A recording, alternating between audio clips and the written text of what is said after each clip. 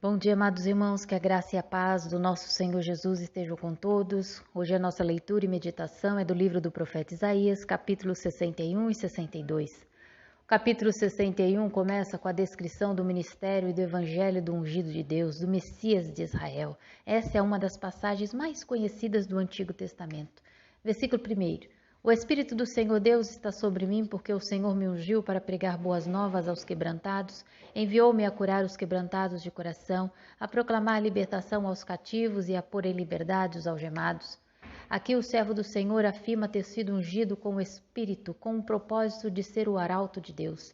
Cristo aqui está representado com poderes do Espírito para pregar o Evangelho libertador e transformador de vidas. Foi exatamente essa passagem que Jesus aplicou a si mesmo no Evangelho de Lucas, no capítulo 4, do verso 18 ao 21. No verso 21 ele declarou: "Hoje se cumpriu a escritura que vocês acabaram de ouvir." No entanto, ele não citou "e o dia da vingança do nosso Deus" no verso 2, porque esse dia ainda virá. Em seu pronunciamento, o ungido, Cristo, declara que realizará 7 coisas. Primeiro, ele pregará boas novas aos quebrantados. Segundo, ele curará os quebrantados de coração. Terceiro, ele proclamará a libertação aos cativos. Ele libertará os presos. Quinto, ele proclamará o ano da aceitação, ou seja, o período da graça de Deus. Em sexto, ele anunciará o dia do juízo. Em sétimo, ele consolará os enlutados. Versos 2 e 3. A apregoar o ano aceitável do Senhor e o dia da vingança do nosso Deus, a consolar todos os que choram e a pôr sobre os que em Sião estão de luto uma coroa em vez de cinzas, óleo de alegria em vez de pranto, vestes de louvor em vez de espírito angustiado, a fim de que se chamem carvalhos de justiça plantados pelo Senhor para a sua glória. Por intermédio de sua morte e ressurreição, Jesus inaugurou o dia da salvação. 2 Coríntios 6, verso 2.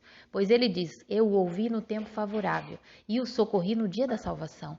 Digo-lhes que agora é o tempo favorável, agora é o dia da salvação. Este é o evangelho que está sendo pregado pelo mundo inteiro. Agora aqueles que estavam alienados podem encontrar paz em Cristo. Jesus veio com a missão de consolar todos os que choram e a pôr sobre os que em Sião estão de luto uma coroa em vez de cinzas, óleo de alegria em vez de pranto, veste de louvor em vez de espírito angustiado, a fim de que se chamem carvalhos de justiça. A expressão carvalhos de justiça simboliza a força e a justiça. Em vez de serem como até então eram, uma cana quebrada pelo pecado e calamidade, mas, todavia, isso ficará no passado, porque serão todos transformados. Dos versos 4 a 9, podemos observar um quadro de glória da nova vida que substituirá a antiga. Verso 4. Edificarão os lugares antigamente assolados, restaurarão os de antes destruídos e renovarão as cidades arruinadas, destruídas de geração em geração. A referência desse versículo pode ser aplicada à Igreja de Cristo, que reunirá gente de todas as nações através do Evangelho do Senhor, a fim de edificar os estragos causados pelo pecado através das gerações. Todos os cidadãos de Sião constituirão um sacerdócio para o mundo. Os cidadãos desfrutarão de uma porção dupla da bênção divina. Versículo 7. Em lugar da vergonha que sofreu, meu povo receberá a porção dupla, e ao invés da humilhação, ele se regozijará em sua herança, pois herdará a porção dupla em sua terra e terá alegria eterna. A maior honra, no caso dupla honra, que todos nós que cremos no Senhor recebemos, é, em primeiro lugar, nos tornarmos filhos de Deus, e em segundo lugar, sermos habitados pelo Cristo que tornou-se Senhor e Salvador de nossas vidas. É tremendo saber que podemos também ser reconhecidos como família bendita do Senhor. Verso 9. Seus descendentes serão conhecidos entre as nações e a sua prole entre os povos. Todos os que os virem reconhecerão que eles são um povo abençoado pelo Senhor. Nos versículos finais, podemos notar a alegria do crente regenerado diante das promessas do Senhor. Cada um de nós fomos revestidos com a justiça que Cristo nos imputou e fomos adornados com a sua maravilhosa graça, como um casal de noivos adornados para o casamento. Por isso, devemos nos regozijar e nos alegrar no nosso Salvador e Senhor Jesus Cristo, pois Ele é o nosso bem supremo, que já triunfou e vem triunfando pelos séculos dos séculos. O capítulo 62 inicia de cara com uma promessa. Deus prometendo que não ficará em silêncio, ou seja, Ele não ficará de braços cruzados até que tenha realizado seus propósitos para Jerusalém. Verso 1. Por amor de Sião não me calarei, e por amor de Jerusalém não me aquietarei, até que saia a sua justiça como um esplendor e a sua salvação como uma tocha acesa. Esses efeitos se resumem na palavra justiça, ou seja, vindicação e salvação. Isaías comparou essa obra de Deus em nome de Sião como uma tocha acesa. Além disso, o Senhor concederá um nome ao seu povo. Verso 2. As nações verão a tua justiça e todos os reis a tua glória, e serás chamada por um novo nome que a boca do Senhor designará. O povo renovado de Deus será absolutamente glorioso, com uma coroa segura e admirada pelo rei. Ela será um ornamento muito precioso. Versículo 3. Serás uma coroa de glória na mão do Senhor, um diadema real na mão do teu Deus. O Senhor promete também dar um novo nome a Jerusalém. Verso 4. Nunca mais te chamarão desamparada, nem a tua terra se denominará jamais desolada, mas chamar-te-ão Efsibá, que significa minha delícia, e a tua terra Beolá, que significa desposada, porque o Senhor se delicia em ti e a tua terra se desposará. Que coisa linda, minha delícia e desposada. Antigamente a cidade era chamada de desamparada, desolada, nomes que serviam para lembrar sua semelhança com uma mulher abandonada, estéril, numa época em que essas condições causavam vergonha, conforme meditamos no capítulo 54.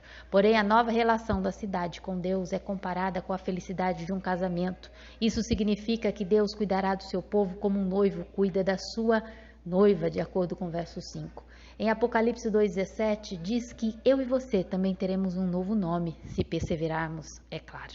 Apocalipse 2, versículo 17. Aquele que tem ouvidos, ouça o que o Espírito diz às igrejas. Ao vencedor darei do maná escondido. Também lhe darei uma pedra branca com um novo nome nela escrito, conhecido apenas por aquele que o recebe.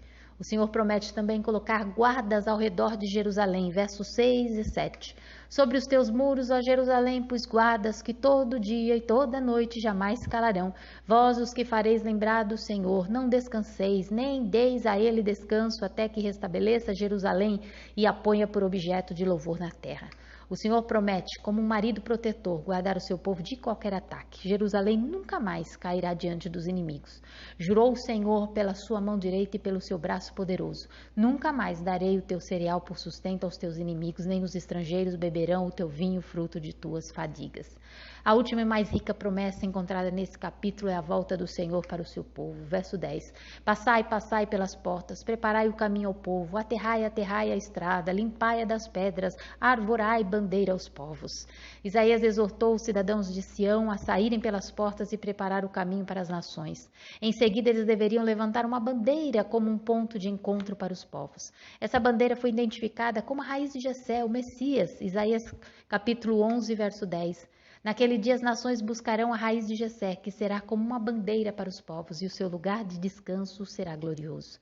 É interessante notar que os versos 10 ao 12 foram escritos como se o Senhor estivesse a caminho para que seu povo se preparasse. As ordens repetidas, passar, passar e aterrar, aterrar, transmitem um senso de urgência. As pessoas devem se preparar com urgência diante da vinda do Senhor. Verso 11. Eis que o Senhor fez ouvir até as extremidades da terra estas palavras. Dizei à filha de Sião, eis que vem o teu Salvador, vem com ele a sua recompensa e diante dele o seu galardão.